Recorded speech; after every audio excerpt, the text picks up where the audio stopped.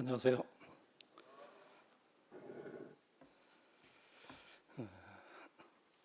요즘 이 차를 타고 다니면서 찬송이 나오잖아요.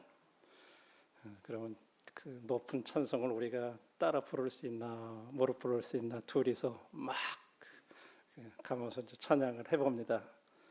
그러면서 이 면역이 떨어지면 목소리도 안 올라간다요. 그래서 높은 음도 계속 해봐야 된다. 이래가지고 요즘 그렇게 해보거든요. 근데 어느 정도 따라가지더라고요. 그래서 요즘은 찬양 부르면 제가 일부러 막 높은 음까지 한번 내보려고 최선을 다해봐요. 근데 잘 안 돼요. 그래도 자꾸 그렇게 하니까 목도 이렇게 근육이 이렇게 이제 낮은 음으로만 계속 부르잖아요. 그러면 이 근육이 그 성대 그쪽에 이렇게 굳어버린대요. 그래서 이제 높은 음을 계속 내면 그 근육이 이렇게 돼가지고 음이 나온대요. 한번 해보세요. 그 쉽지가 않아요. 오늘은 지난 9월 8일 날그 소금이 교회에서 이제 영남 지역 장로님들이 모이셨을 때 저에게 이제 부탁하셨던 말씀이 이 마지막 시대를 살아갈 때 이 마지막 시대에 하나님의 경륜이 뭐냐, 그리고 그 마지막 시대에 우리 교회의 역할이 뭐냐.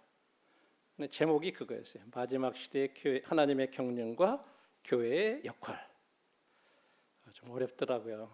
그래서 이제 그 나눴던 말씀들인데 같이 좀 이렇게 생각을 해보겠습니다. 본문은 에베소서 1장 9절 10절 말씀인데요. 시간 때문에 두 주제를 이렇게 같이 한 시간에 이렇게 말씀드리는 거 빨리 좀 하겠습니다. 앞에를 보시면서 하겠습니다. 그 뜻의 비밀을 우리에게 알리신 것이요 그의 기뻐하심을 따라 그리스도 안에서 때가 찬 경륜을 위하여 예정하신 것이니 하늘에 있는 것이나 땅에 있는 것이 다 그리스도 안에서 통일되게 하려 하심이라. 에베소서 1장 9장 10절은요 신약 성경 전체 가운데에도 하나님의 경륜이라는 주제를 가장 아주 분명하고도 짧으면서도 아주 웅장하게 보여주는 그런 말씀입니다. 그래서 이 9장 10절에서 바울은 하나님의 은혜를 계시하면서 역사의 모든 사건들 또 구속의 전 과정을 이렇게 하나님의 경륜으로 이해를 하고 있는 그런 대목입니다. 우리는 보통 이제 성경을 읽을 때 그냥 내 개인의 문제를 어떻게 해결하나, 또 내 가정의 축복들, 내 건강, 자녀들, 이런 것들을 많이 생각하는데 또 우리 교회 이런 어떤 성장, 우리 교회 다른 교회들보다도 우리 교회의 성장 이런 데 이렇게 초점을 사실 맞추곤 하는데 하나님은 그냥 우리 한 사람 한 사람 개인을 구원하시는데 이렇게 머무시는 분이 아니라고 하는 거예요. 하나님은 역사를 경영하시고 하늘과 땅에 있는 모든 피조물을 그리스도 안에서 통일되게 하려 하시는 경륜, 곧 우주적인 목적을 가지고 계시다는 거죠. 다시 말해서 우리 한 개인에만 그치는 게 아니라 우주적인 모든 피조물까지 포함한 그런 것들이 그리스도 안에서 통일되는 것, 그것이 그런 목적을 가지시고 지금 운영하고 계시다는 거죠. 그래서 여기서 경륜이라 그러면 저희들이 무슨 경륜 이러면은 굉장히 신학적으로 막 심오하고 막 그런 것 같은 생각이 사실 들어요. 그 단어 자체가. 그죠? 그런데 그 단어를 올바로 이해하는 것이 먼저 중요하죠. 원래 이 개념, 이 경륜이라고 하는 헬라어는 오이코노미아라고 하는 그런 단어인데 원래 뜻은요 집안 살림을 관리한다는 그런 뜻이에요. 이 말 자체는요. 그래서 주인이 하인한테 집안의 재정을 맡겨서 관리하게 할 때 사용하던 단어, 우리 청직이라는 말 많이 들어봤잖아요. 어떤 그런 개념이들이에요. 그런데 바울이 그 헬라어 단어를 빌려서 하나님께서 우주와 역사를 관리하고 운영하는 그런 계획, 어떤 구속사의 큰 성사진을 설명할 때 그 단어를 이제 사용한 거예요. 그래서 경륜이라는 이 개념은 바울 시대의 헬라 세계에서 조금 전에 말씀드린 대로 가정이나 국가의 어떤 행정을 뜻하는 단어였는데, 그거를 신학적으로 하나님의 역사 경영을 가리키는 그런 용어로 이렇게 이제 이게 의미가 확장된 거예요. 근데 영어로 다 이렇게 성경을 보시는 분들은 이 에베소서 1장 9절 10절에 나오는 이 경륜이 어떤 성경에는 행정이라는 의미를 가진 어드미니스트레이션이라고 하는 그런 단어로 번역이 돼 있고, 또 어떤 성경에는요 우리가 세대주의라고 말하는 디스펜세이션이라고 하는 그런 단어로 번역이 돼 있어요. 두 가지를 다 번역을 해서 저는 왜 경륜을 갖다가 행정이라는 단어를 썼을까? 참 이해가 안 됐더랬어요. 사실은 영어 자체만 봤을 때는. 보니까 원래 헬라어 단어 자체의 뜻이 그런 의미였어요. 집안에서 이렇게 관리하고 행정하는 거. 근데 이게 이제 신학적으로 하나님의 역사하시고 우주를 관리하시고 다루시는 거기에 이렇게 써서 경륜이라는 단어가, 그래서 이제 이 세대주의라고 번역된 그런 이제 디스펜세이션이라고 하는 이제 그런 단어를 썼다고 하는 걸 이해를 할 수가 있었어요. 그래서 그렇다면 하나님이 어떻게 그 경륜을 펼치시는지, 또 그 하나님의 그런 어떤 계획 경륜 속에서 우리 교회는 어떤 위치를 차지하고 있는지, 또 오늘날 우리가 구체적으로 그러면 어떻게 그 경륜을 우리가 드러낼 수 있는지, 다시 말해서 오늘날 우리 교회가 이 말씀을 어떻게 살아내야 될지, 이런 것들이 우리에게 필요한 일이라고 생각합니다. 그래서 저는 앞으로 오늘과 이번 주일과 다음 두 주 이렇게 수요일 날 말씀이 있는데, 하나님의 교회에 대한 그런 부분들을 다시 성도님들하고 좀 심도 있게 좀 생각해 보기를 원하는 마음이 있습니다. 그래서 하나님께서 어떻게 그 경륜을 펼치시느냐 하는 걸 살펴보면, 이 바울이 에베소서 1장 9절 10절에서는 두 가지를 이렇게 강조를 하고 있습니다. 첫 번째는 하나님의 비밀이 이미 드러났다 하는 것을 강조하고 있고, 두 번째는 그리스도 안에서 모든 것을 통일시키신다 하는 것이, 이 두 가지를 하나님의 경륜 가운데 펼치시는 가운데서 이렇게 강조하고 있는 걸 볼 수 있는데, 첫 번째 이제 9절에 보니까 에베소서 1장 9절에 그 뜻의 비밀을 우리에게 알리셨으니 곧 그 기쁘심을 따라 그리스도 안에서 예정하신 것이라.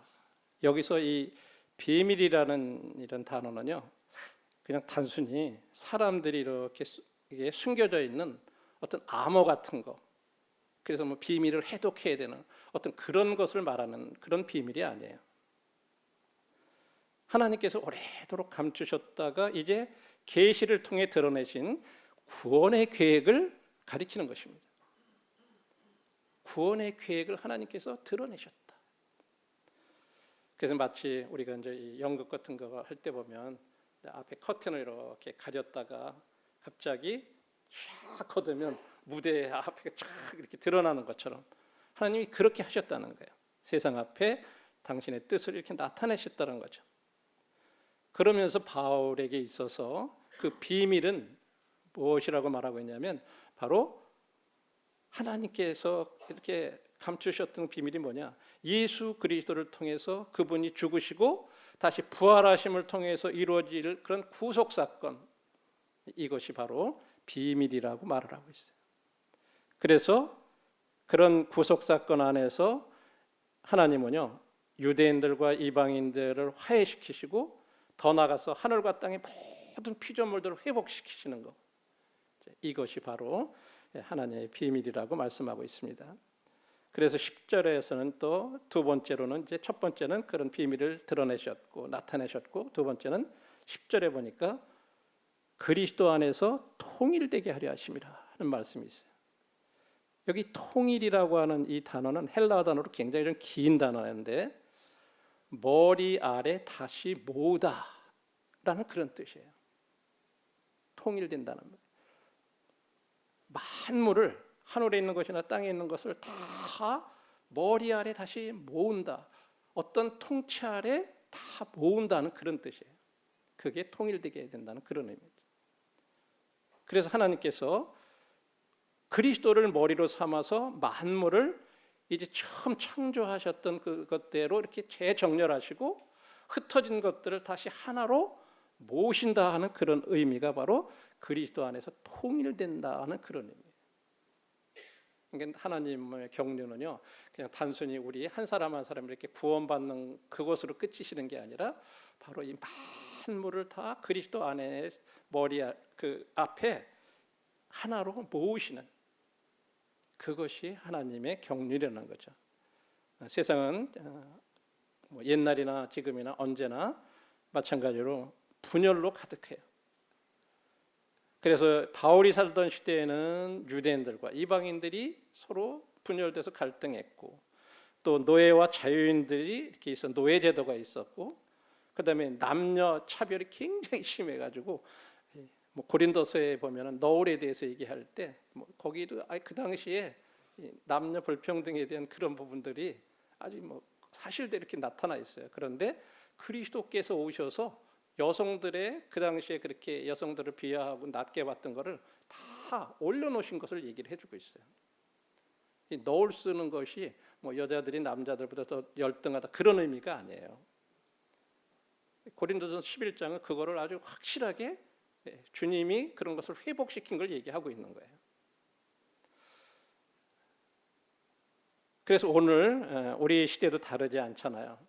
많은 인종적인 갈등, 우리들 주변에 지금 얼마나 나라마다 팔레스타인에 지금 유대인들하고 그 뭐죠? 하마스하고 뭐 그런 족속들하고 해가지고 막 아랍 족속들하고 얼마나 치열해요. 그다음에 정치적인 양극화, 지금 소련과 중국과 또 미국과 이런 뭐 정치적인 양극화, 쫓게 보면 우리나라에서 여당 야당 막 치고받고 막 그랬잖아요. 또 사회적인 불평등, 또 심지어 교회 안에 분열들. 참 마음 아픈 게 이 교계만 그런 게 아니에요. 교계도 참 많이 분열돼 있어요. 교파별로 그렇죠. 더 좁게 들어오면 우리 모임 안에도 분열들이 있어요.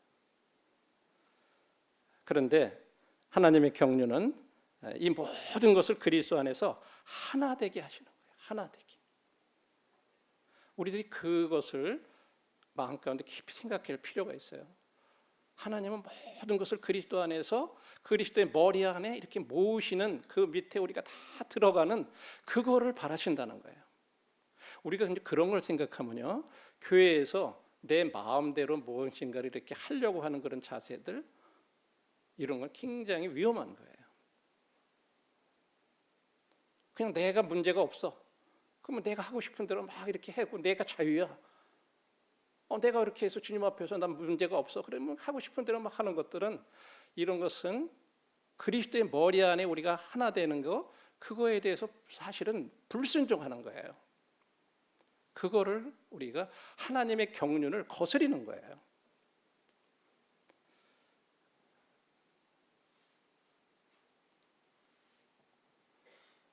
그래서 이제 앞에서 말씀드린 대로 그런 경륜 속에서 교회가 어떤 위치에 있어야 되는지, 어떤 위치에 있는지, 또 우리가 어떻게 구체적으로 그 경륜을 드러낼 수 있는지, 다시 말해서 오늘날 우리 교회는 이 말씀을 어떻게 살아내야 될지, 그런 것을 한번 함께 살펴보겠는데요.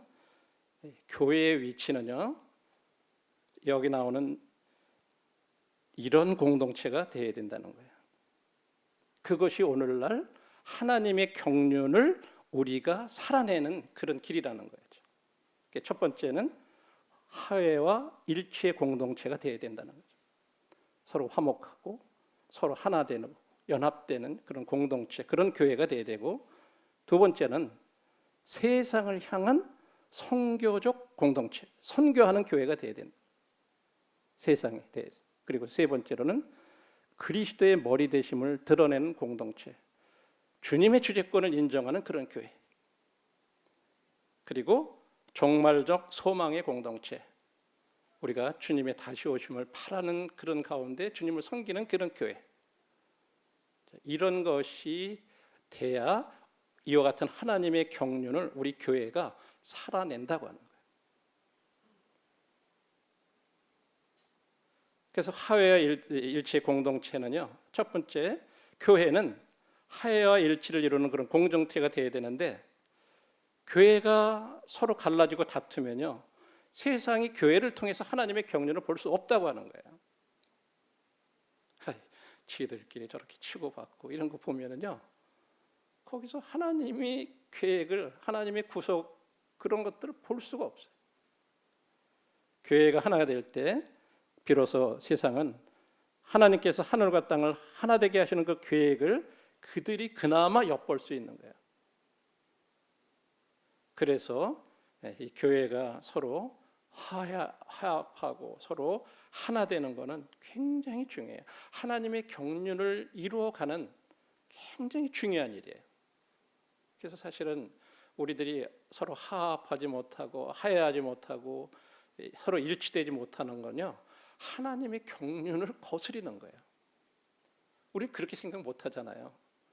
그냥 인간관계, 뭐 대인관계 정도로 그냥 서로 우리가 좋지 않은 거라고 요 정도까지는 인정을 하지만, 야, 이게 하나님의 경륜을 내가 거스리는 일이다, 이렇게까지 생각을 못 하는 거예요.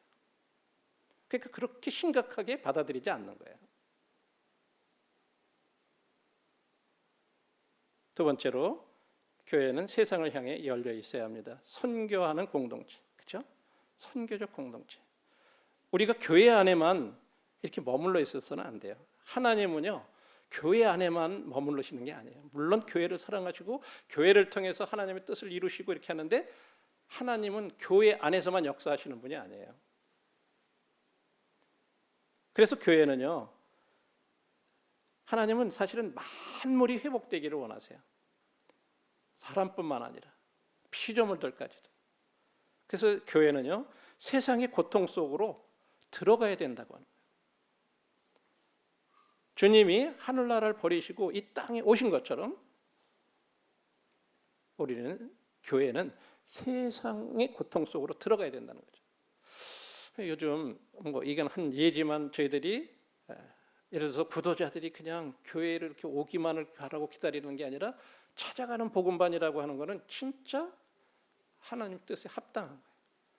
우리가 그들이 있는 곳으로 가서 그 공단에서 그들에게, 근로자들을 만나서 그들에게 복음을 전하고, 그렇게 들을 수 있도록 여러 가지들을, 필요한 것들을 가서 자매님들이 헌신하고 이래서 복음을 전하는 거예요. 이건 굉장히 잘하는 거예요.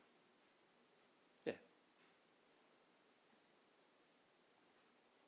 그래서 우리들이 가난한 이웃을 돌봄으로써 이웃을 이렇게 봉사하고 섬기고, 또 사회의 불의를 향해서 목소리를 내는 거예요. 이게 정의를 위해서 참여하는 거예요. 교회들이 무슨 얘기를 하면은 막 그걸로 인해 가지고 뭐 좌파니 우파니 뭐 무슨 당이니 뭐 나는 무슨 당이 하는 게 옳다고 생각하는데, 교회에서 막 그렇게 해서 분열이 되면 안 돼요. 우리가 생각하는, 이제 오늘 이번 주와 다음 주 뒤에도 말씀이 나오지만, 교회는 진리의 기둥과 터예요. 우리는 정치적인 이념을 따지고 막 그러는 게 아니에요. 하나님의 말씀이 뭐라고 얘기하느냐, 거기서 잘못됐으면 잘못됐다고 얘기해야 돼요.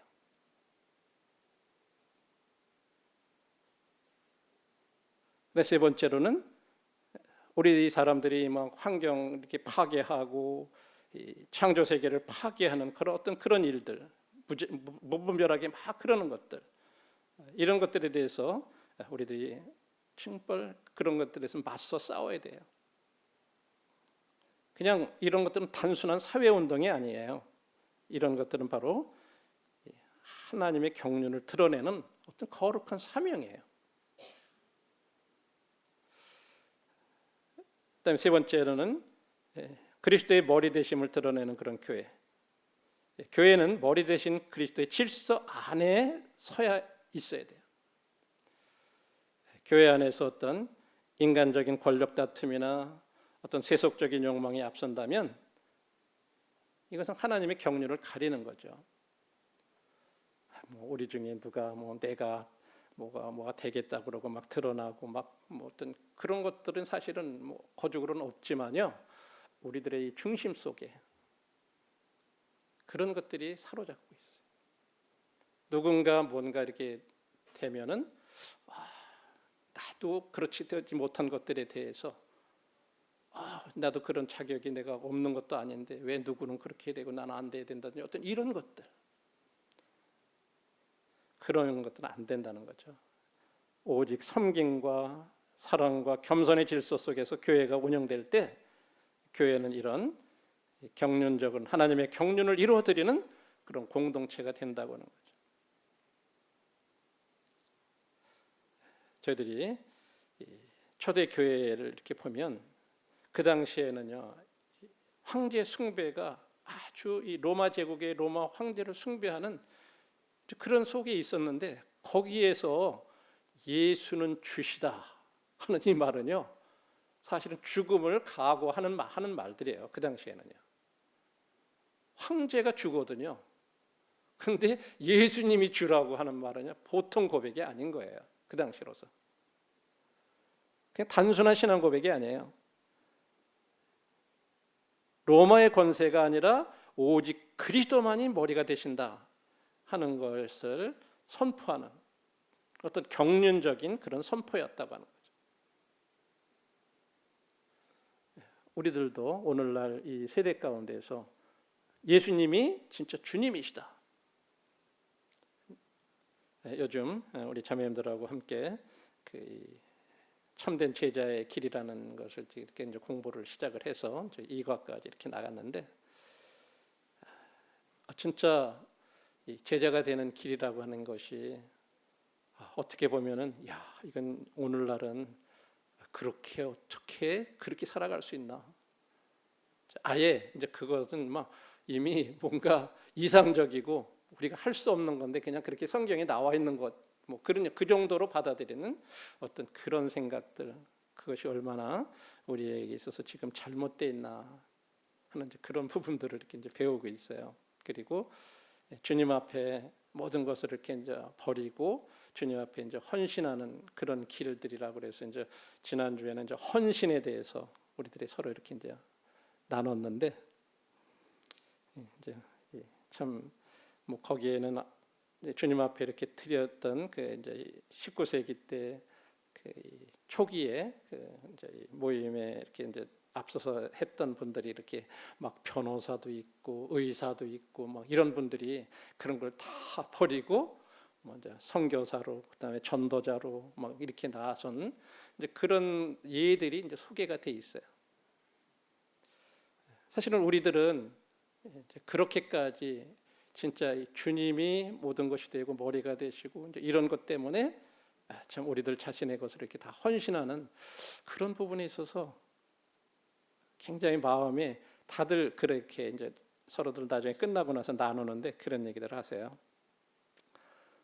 제목 자체 책은 딱 2장이라 너무 간단해서 공부하기는 좋은 것 같았는데 읽을 때 왜 이렇게 마음이 무거운지 너무들 힘들었다. 다 이제 그런 얘기들을 이렇게 나눴었어요. 근데 우리들이 헌신이라는 게 어떤 큰 데 있는 게 아니고 진짜 우리에게 현실 가운데에서 우리에게 닥쳐진 어떤 그런 부분 가운데 희생하지 않으면 할 수 없는 희생해야만 하는 어떤 그런 일들, 그럴 때 하는 일들, 그런 헌신에 대한 것들을 이렇게 서로 나누면서 참 훈훈한 그런 시간들이 이렇게 됐었어요. 그래서 교회가 이런 참 주님의 머리 되심을 드러내는 그런 공동체, 그런 교회가 될 때 비로소 하나님의 경륜을 이렇게 삶 가운데서 드러내는 거다.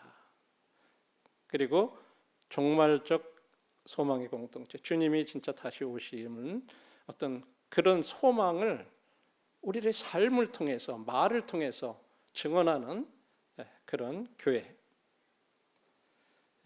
그래서 우리는 특별히 아직까지는 이런 많은 분열된 문제들이 해소된 그런 세상을 우리가 보지 못하고 있어요.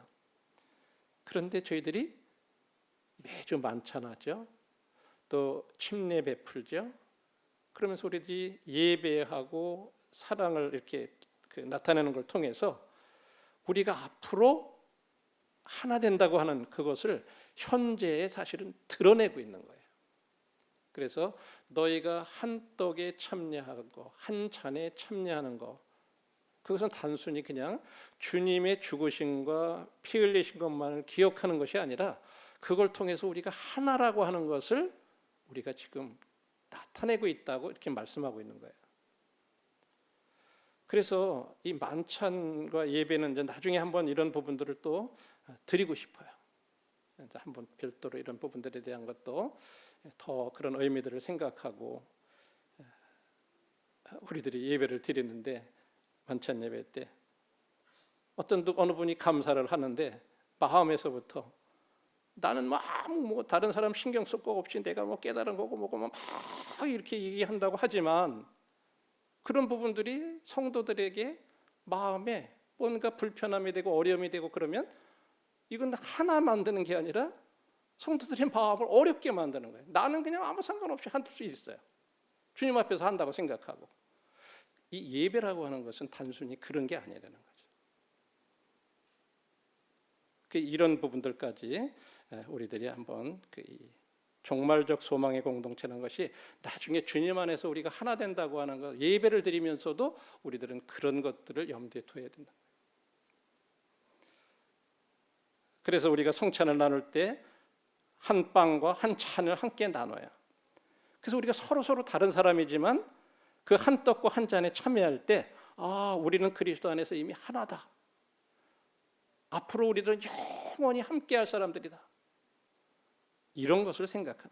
그래서 장차 완성될 하나님의 나라를 어떻게 보면 미리 맛보는 그런 예식이라고 하는 거예요.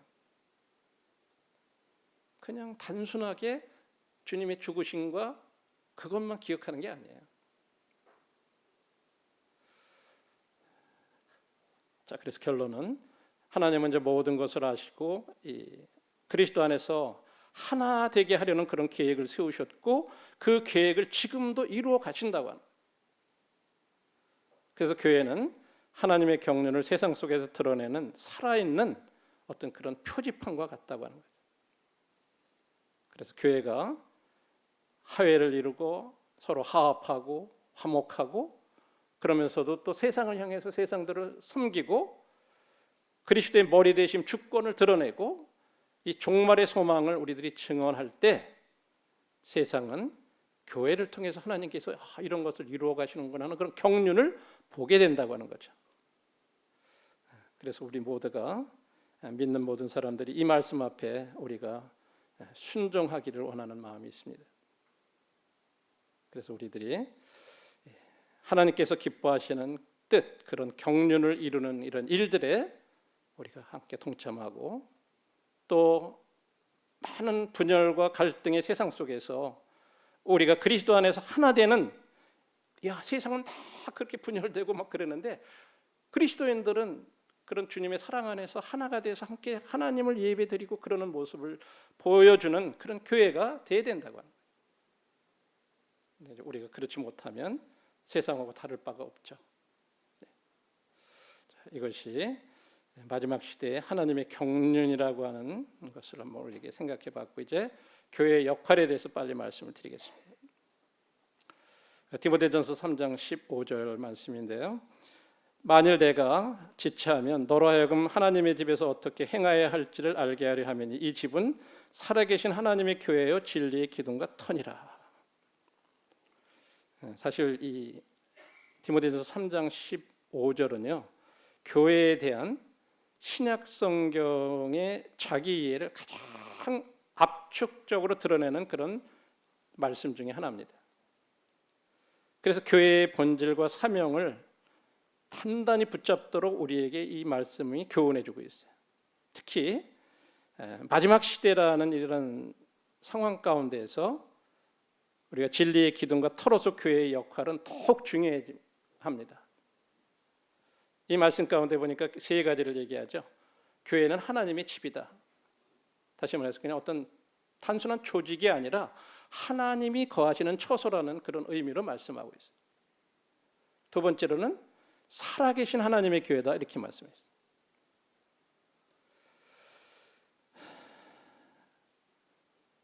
교회는 생명이 있고 움직이는 유개체라는 거죠. 그냥 죽은 조직이 아니에요. 그리고 진리의 기둥과 터라고 했을 때 교회는 진리를 떠받치고 보호하고 그다음에 세상에 드러내는 그런 역할을 하는 것이다. 이렇게 한 단어 속에, 한 문장 속에, 한 구절 속에 교회가 뭐냐 하는 것을 아주 함축적으로 말씀을 해주고 있습니다. 바울이 디모데한테 이 말씀을 쓸 때 그 선포의 배경을 보면요, 디모데는 에베소에 있었거든요. 그 당시에 이제 에베소에 있는 디모데에게 지금 이 편지를 썼던 거예요. 근데 에베소는 그 당시에 소아시아 지역, 이 에베소를 비롯한 그 소아시아 지역들은요, 로마 제국의 종교적 다원주의와 황제 숭배가 팽배한 곳이었어요. 이제 지금도 그 에베소를 이렇게 이제 저희들이 가보면요, 거기 로마 황제들이 이렇게 모셔놓은 그런 막 신상들이 막 있어요. 그 중에는요, 내가 신이라, 내가 하나님이라고 부른 그런 황제도 있어요. 그런 걸 거기서 숭배를 했었어요. 그런 지역이었어요. 사도 바울이 디모데에게 편지를 썼을 때. 그런 가운데에서 교회는 그저 하나의 종교 공동체가 아니라 하나님이 계신 그런 집으로 선포를 한 거예요.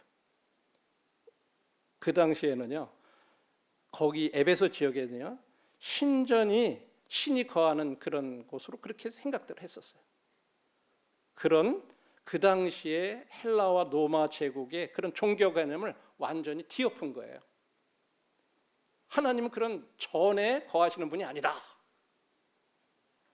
하나님이 돌로 만든 신전이 아닌 믿는 사람들, 그런 공동체, 교회 안에 거하시는 분이시다. 이렇게 선언을 한 거예요. 사실은요. 그 당시로서는 그건 굉장한 선언이에요. 오늘날은 우리들이 그냥 뭐 쉽게 그냥 이렇게 받아들이지만, 그리고 기둥과 터라고 하는 이 표현은 그 당시에 에베소에 가면요, 아테미 신전이라고 하는 아시아, 그 소아시아 지역에서 가장 큰 신전이 있었어요. 거기에요, 기둥들이 100여 개 이상 막 되는 웅장한 기둥들이 쫙 있는 그런 신전이었어요. 사도 바울은 그 의미를 갖다가 지금 차용해서 지금 교회가 그런 진리를 떠받치고 있는 그런 유일한 토대가 되는 곳이다 하는 것 사실은 강조한 거예요. 그리고 거기에 사용되는 언어들을 보면 하나님의 집이라고 하는 이 헬라어는요, 단순히 그냥 건물적인 의미를 넘어서 어떤 가족, 가문, 집안 공동체를 뜻하는 그런 단어예요. 오이코스라는 말은 그런 의미. 그래서 교회라는 것은 단순히 그런 건물 그런 게 아니라 성도들의 모임이자 믿는 사람들의 모임이자 하나님의 가족이라고 하는 그런 개념이 내포되어 있는 거예요. 단순히 그런 신전과 같은 건물이 아니다. 그래서 그다음에 이제 두 번째는 살아계신 하나님의 집이다. 이렇게 얘기해요. 에베소에 아까 말한 대로 웅장한 아데미 신전이 있었지요. 그래서 많은 사람들이 그곳에 신이 거하는 것으로 여겼는데 거기서 놀랍게 그걸 뒤집는 것을 선포한 거죠. 그래서 진정 살아계신 하나님의 거처는, 하나님이 거하는 것은 너희들이 생각하는 것처럼 이런 돌로 만든 신전이 아니라 성도들이 모인 교회다. 그래서 교회는 건물이 아니라 하나님이 임재하시는 공동체다. 이렇게 얘기하죠. 그래서 사실 교회에 모인 우리들은 하나님의 집에서 자녀로 살아가는 그런 존재들이에요. 그냥 우리 건물 안에 이렇게 들어와 있는 게 아니라 하나님의 가족 안에서 우리들이 지금 살아간다고 합니다. 그리고 교회는 진리의 기둥과 터라고 말씀하고 있어요. 기둥은 우리가 잘 아는 대로 무언가를 떠받치고 기둥을 통해서 뭔가 거기에 광고 같은 걸 통해서 이렇게 붙여서 세상에 드러내는 거예요.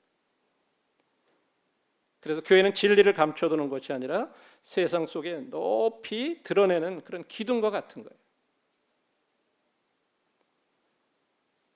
교회는 변치 않는 그 복음의 진리를 세상이 보게 해야 돼요. 그래서 우리가 예배와 말씀 선포와 선교와 봉사를 통해서 진리를 세상에 이렇게 드러낼 때 비로소 교회는 기둥으로서의 사명을 감당하는 것입니다. 그리고 교회를 가리켜서 진리의 터라고 이렇게 말씀하고 있어요. 터는 어떤 기초, 기반을 이렇게 의미하는 거죠.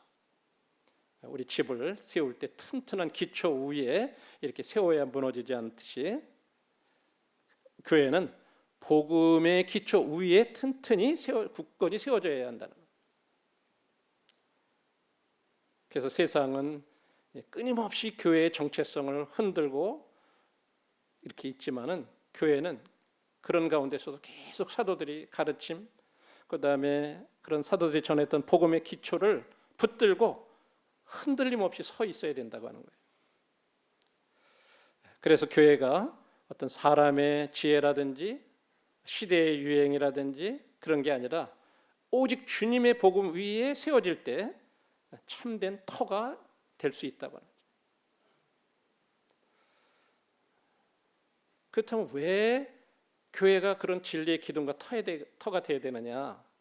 특별히 마지막 시대에는요, 예수님이 마태복음 24장에 보면 주님이 다시 오실 때 세상에 어떤 징조가 있겠습니까? 그랬을 때 주님이 거짓 선지자와 미혹을 조심해라, 그렇게 반복해서 경고를 하셨어요. 바울도 디모데후서 4장 3절 4절에 보면 말세에는요, 사람들이 건전한 교훈을 받지 아니하고 자기 욕심을 따라 스승을 많이 두고 진리에서 돌이켜 허탄한 이야기로 치우치게 될 것이다. 이 세상이 그렇게 변할 걸 알기 때문에 교회는 그런 진리를 굳건히 붙들고 그런 진리를 드러내는 그런 곳이 되어야 된다, 이렇게 강조했던 거예요. 진리가 왜곡되고 거짓이 만연한 시대일수록 이런 진리의 기준을 명확히 세우고 붙드는 교회의 역할이 더 중요한 것입니다. 그럼 구체적으로 교회가 이제 어떤 역할을 해야 될 건가? 첫 번째는 성경적인 진리를 수호하고 가르치는 그런 역할을 해야 합니다. 동성애, 낙태, 성전환하는 것, 어떤 사상, 이데올로기, 뭐 이런 것들 여러 가지들이 그게 옳다고, 그게 정상적이라고 미화되는 그런 시대예요 지금. 우리나라도 그런 영향을, 서구의 영향들을 받아서 뭐 버젓이 서울 시내 한복판에서 그냥 뭐 나치 차림으로 그냥 뭐 행진하고 그런 퀴어 축제 같은 걸 허락을 해요. 우리나라의 그냥 유교적인 관념에서도 사람들이 잘 받아들이기 어려운 그런 거였지만 지금은 이제 그런 것들이, 물결들이 들어오면서 또 그런 것들을 법으로다가 그냥 차별금지법 뭐 이렇게 해가지고 그런 걸 합리적으로 그 사람들도 권리가 있다 이렇게 하면서 그걸 법제화하려고 그래요.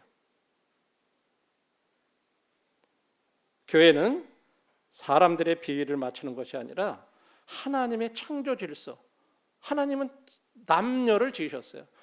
남성과 여성을 지으셨지 중성을 지으시질 않았어요. 성전환하는 거 이런 거 생각할 수도 없는 일들이에요. 그런 일들을 버젓이 하는 이런 시대가 됐어요. 우리나라뿐만 아니에요. 다른 나라는 더 심해요. 우리는 하나님의 창조 질서와 하나님의 윤리를 우리는 분명히 선포해야 돼요.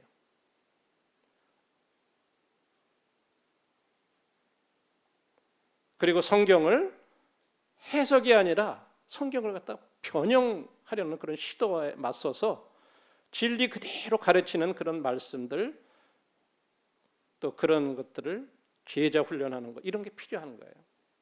그래서 우리 부지런히 배워야 돼요. 우리 자매님들만 화요일 날 이렇게 배우시는데 자매님들만이 아니에요. 우리 형제님들도, 물론 초신자들도 다 부지런히 교회는요 이런 부분들에서 가르쳐야 되고 그런 훈련을 해야 돼요. 우리 CTI나 이런 데 다녀오신 분들은 이런 훈련의 중요성 이런 것들 참 가서 보면 배워요. 지금도 하고 있지만 물론 교회에서도 이렇게 배우지만 집중적으로 그런 부분들에 대해서 우리들이 배워가는 거 필요해요. 교회는 할 수 있으면 그렇게 배우려는 분들 최대한 지원해서 배울 수 있도록 해드려야 돼요. 그래야 우리 교회가 체질이 단단해지는 거예요. 그래서 하나님의 말씀을 시대에 맞추는 것이 아니라 시대를 하나님의 말씀에 맞추게 해야 돼요. 이 시대가 하나님 말씀을 따라오도록 해야지 우리가 시대를 따라가서는 안 된다고 하는 거예요.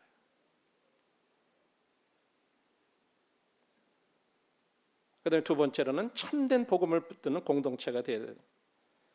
오늘날은요, 예수님 믿으면 아주 축복받고 잘되고 건강하고 어떤 그런 기복적인 그런 복음들, 성공 잘 믿으면 잘 성공하고 번창하고 그런 신앙들. 그다음에 인간 중심 메시지, 사람들을 즐겁게 하고 이성적으로 하는 그런 말들, 그런 것들이 참 틀리지 않은 그런 말들처럼 들리지만 인본주의적인 게 너무 많은 거예요. 근데 듣기는 참 좋거든요. 근데 성경은 그렇게 안 가르쳐요. 예수님 믿으면 안 아프다? 그런 말 없어요. 예수님 믿으면 고난 안 받는다? 그런 말 전혀 없어요. 근데 그렇게 얘기하는 거예요. 그런 것들이 진짜 복음처럼 포장될 때 교회는 예수 그리스도의 십자가와 부활 그리고 회개와 믿음, 제자도의 대가를 선명히 가르쳐야 된다고.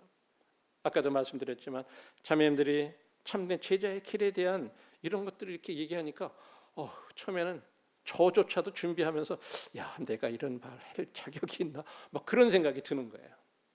그 헌신에 대해서 얘기할 때 아주 짧은 거지만 갑자기 인도네시아에서 이제 6일 7일 날 이렇게 이제 자매님들이 한 8명 9명 온다고 하는 이제 그런 연락을 받았어요. 보니까 그때 추석이야. 아니 해필이면 왜 이렇게 다 가족들이 시간 보내고 이래야 되는데 이 날짜를 잡아도 이렇게 잡나? 마음이 저부터 막 좀 힘들더라고요. 그러니까 자매님들은 더 집에서 음식 해야 되고 막 그런데 오신다 그러는 거예요. 그러니까 누구도 거기 선뜻 나서서 그렇게 하고 싶은 마음이 없는 거잖아요. 이제 자매님들 가운데 이런 간증이 나와서 제가 전달 드리는 거예요. 그런데 그분들이 어떤 분들인가를 생각해 봤어요. 우리나라처럼 이런 환경이 아니라 그들은 무슬림들 가운데 살았던 분들이에요.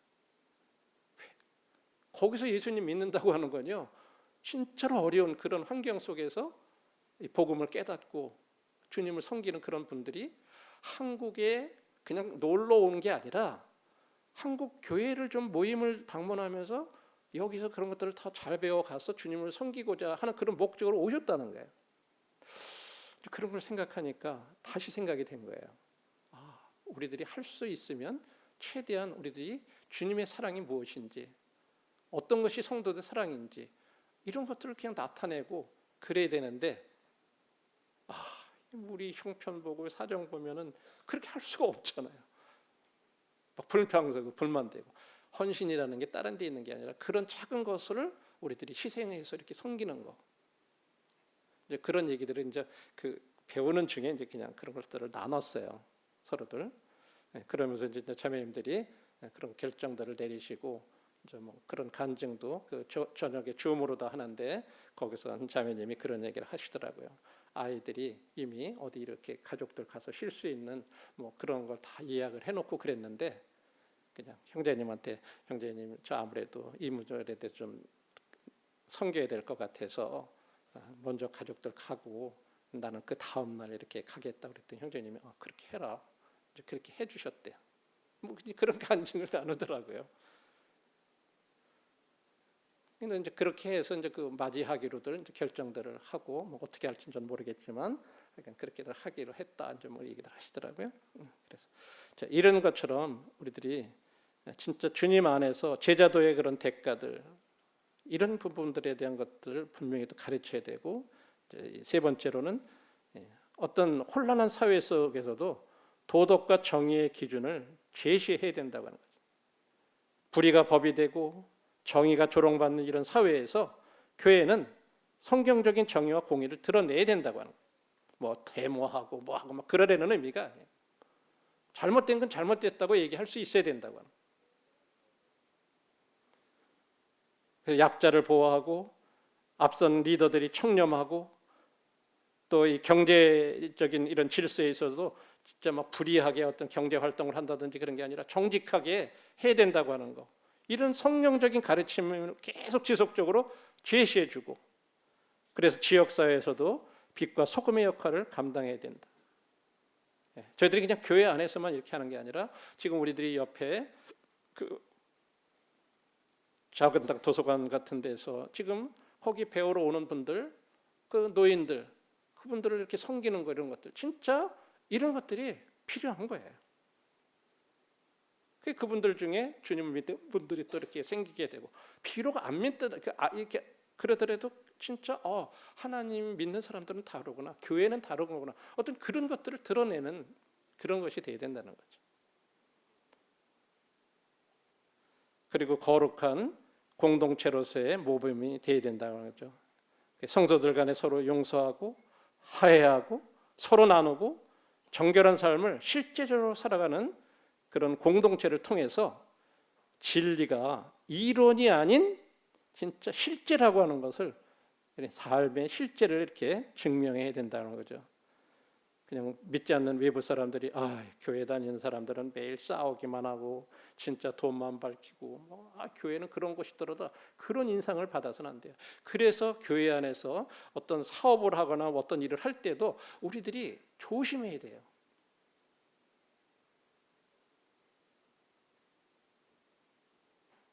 거룩하고 사랑에 충만한 공동체를 이렇게 보게 되면 그들이 이제 진리의 실체를, 이곳은 진짜 다르구나, 이 사람들은 진짜 순수하게 이렇게 신앙을 하는구나, 이런 것을 알 수 있다는 거죠. 그리고 마지막으로 고난 중에도 진리를 지키는 그런 증언 공동체. 국가나 문화가 교회를 압박할 때 교회는 물러서거나 타협하지 않고 순교적 신앙으로 진리를 지켜야 합니다. 요즘 우리 사회 여러분들이 SNS라든지 유튜브라든지 이런 데 보면 찰리 커크라고 하는 한 젊은이가 이렇게 그 총에 맞아가지고 죽은 그런 내용에 대해서, 그분의 신앙에 대해서 이렇게 읽어볼 수가 있어요. 그분 여러분들이 여러분들 객관적으로 어떻게 받고 어떻게 들었는지는 모르지만 어떤 그런 순교적 신앙으로 우리들 진리를 지켜야 된다고. 초대교회가 로마의 핍박 속에서도 예수님을 주로 선포하고, 아까 말씀드렸잖아요. 로마 황제를 주라고 부르는 그런 시대에 예수님을 주라고 선포하는 거, 그 쉬운 일이 아니죠. 그런 피들을 흘렸기 때문에 로마 제국은 무너졌고 복음은 살아남은 거예요.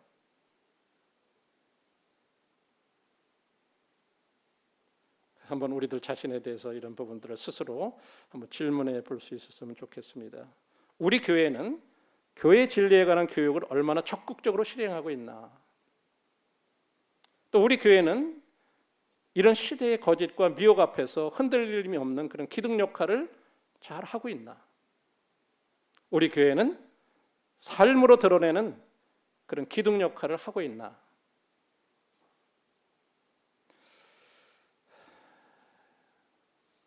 결론 말씀드리고 마치겠습니다.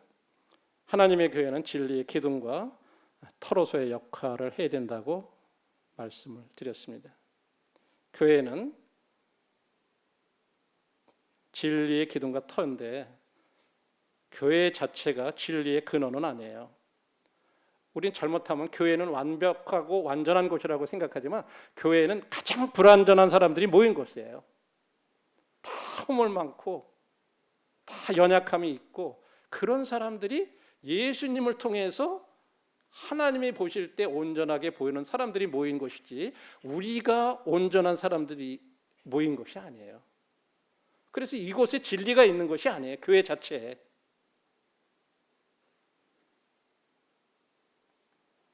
교회는 진리를 지지하는 곳이고 그 진리 위에서 안식하는 곳이에요. 불완전한 사람들이 모여서 거기에서 그 진리를 중심으로 함께 교제하고 쉼을 얻고 그러는 곳이에요. 여기에서 우리들의 연약함이 용서가 되고 받아들여지는 곳이다. 서로 사랑하고 사랑을 받는 곳이다. 이런 것이 인식이 있을 때 우리가 정직해지는데, 여기 가면 내가 이런 비난받고 저런 판단받고 이럴까 봐 우리들 자신을 내려놓지 못하고 숨기고 이런 것이 돼서는 안 돼요.